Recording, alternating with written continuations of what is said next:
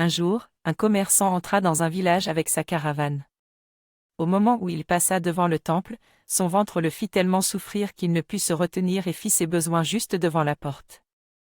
Pris sur le fait, on l'amena devant le mulat, juge des lieux, pour qu'il soit traduit en justice. Le mulat lui demanda : « Aviez-vous l'intention de nous insulter ? Pas du tout. Je n'ai pas pu faire autrement. Bien. Préférez-vous un châtiment corporel ou une amende ? Je préfère une amende. Parfait.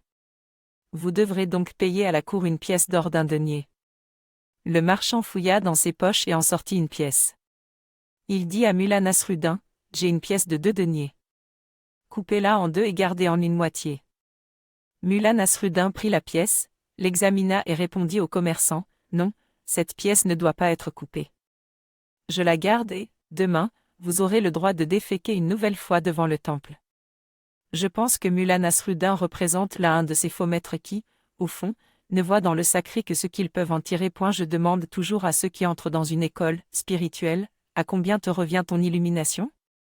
Parfois, cela coûte cher, d'autres fois moins. Il y a un prix. Il faut quand même être juste.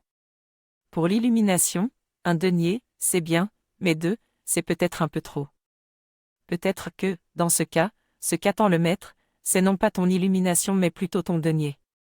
Il faut faire attention aux écoles dans lesquelles on entre, car il s'agit parfois de grands magasins braderie.